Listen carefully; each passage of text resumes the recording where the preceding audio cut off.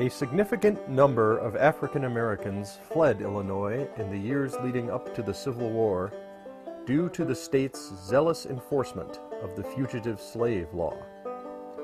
Illinois had never been a hospitable environment for African Americans. The French had brought slavery to the Illinois country, and the first Illinois legislature had obliged all African Americans settling in the state to produce a certificate of freedom. Blacks found without proper papers were advertised in newspapers and hired out as laborers. African Americans could not testify against whites in court. But the Fugitive Slave Law, approved in 1850, obliged Northerners to help Southern slaveholders return their runaway property to bondage. The law also provided many slave catchers with an opportunity to seize black residents of Illinois on the street and sell them into slavery. Only the most wary and astute African Americans could produce his freedom papers on demand at all times and rebuff the slave catchers. These conditions helped to produce a small population of black Illinoisans, which at the start of the Civil War numbered only 7,628, less than 0.5% of the state's population. But the outbreak of the Civil War soon changed this pattern of black out-migration. By 1862, Southern slaves, freed by Union troops and now regarded as contraband of war, made their way north to Illinois. Cairo became the focal point of this immigration. While Illinois state law still prohibited black migration into the state, martial law governed Cairo, and a large federal camp devoted to contrabands grew there. Every day, the Illinois Central Railroad carried several carloads of African Americans north to Chicago, Rock Island, and other urban centers. But the white population of Illinois rose up in outrage and demanded that political leaders put a stop to the black migration.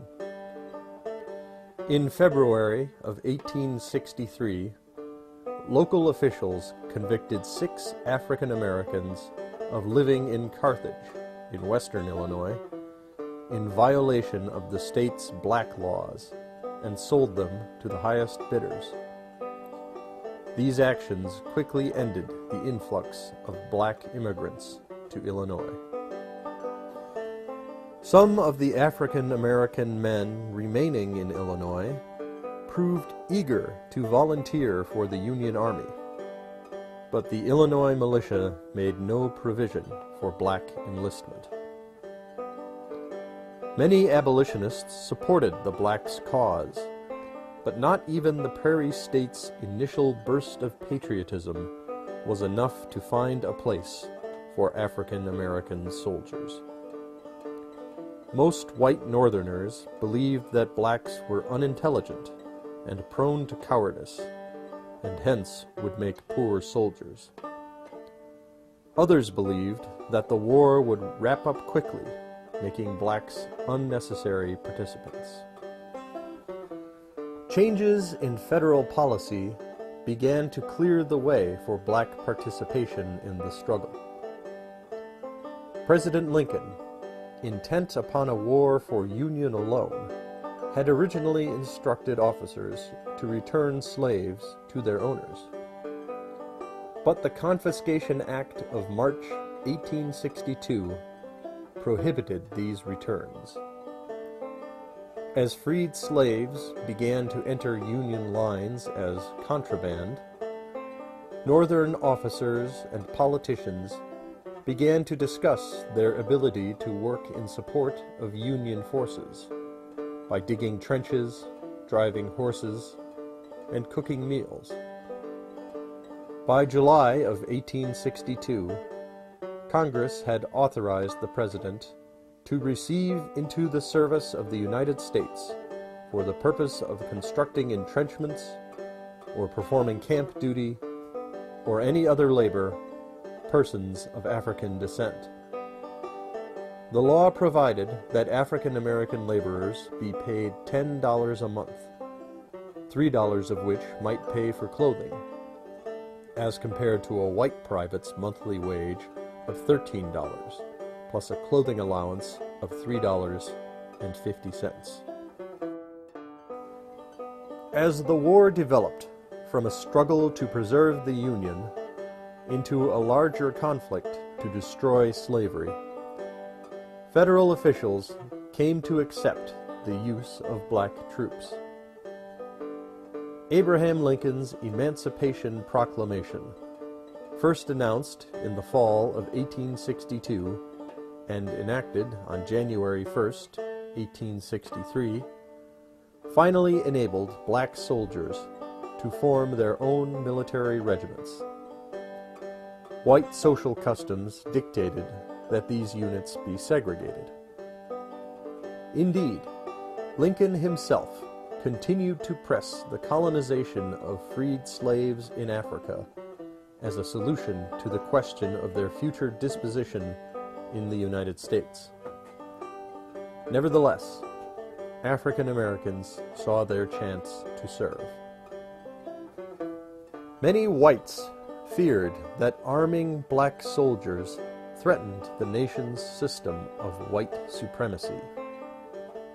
While army labor did not diverge significantly from blacks' usual roles as laborers and servants, military service elevated blacks in two important ways. First, many whites simply feared that armed African Americans might turn upon the whites that had treated them so poorly.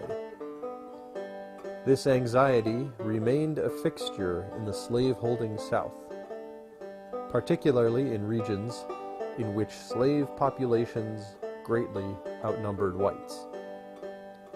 But Northern whites also flinched at the prospect of arming black men. As significantly, military service elevated African Americans to a visible equality with whites. Just as the war marked a rite of passage for white men and an opportunity to prove their courage, it also provided blacks with an opportunity to disprove popular white stereotypes.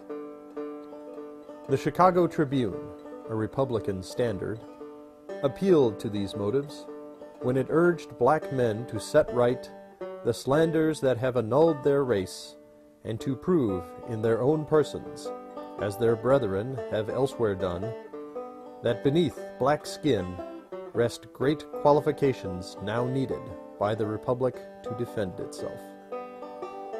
Joseph Stanley, a black man from Chicago, read the Tribune's recruiting message, but wrote that the state had no right to ask for African Americans' military service as long as its black codes remained on the books. Federal policy stipulated that black troops be raised in federal, not state units. Despite their federal organization, black recruits counted towards states' enlistment quotas, which meant that black enlistment could help to stave off the draft of white men in states like Illinois. As one soldier recalled, just in proportion as the certainty of a draft increased, did the prejudice against Negro soldiers decrease. It was discovered that Negroes were not only loyal persons and good mule drivers, but exceedingly competent to bear arms. Freed slaves in low country South Carolina manned the 1st Black Regiment in the Union Army, the 33rd U.S. Colored Infantry, mustered into service in January of 1863. Free and slave blacks, led by an officer corps of whites and blacks, formed the 1st Louisiana Native Guards, later renamed the 73rd U.S. Colored Infantry, in September 1862. In the spring of 1863, the federal government began a major effort to recruit black soldiers in the Mississippi Valley. Galesburg, an abolitionist hotbed, raised a significant number of African American troops.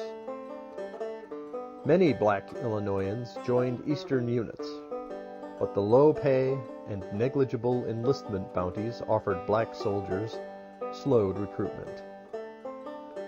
Those who did enlist were usually laborers faced with few future prospects. An army enlistment promised regular pay and shelter.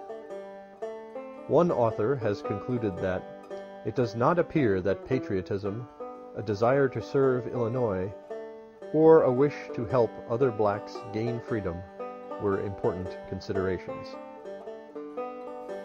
The 29th U.S. Colored Infantry made up the first unit of Illinois African Americans to take the field.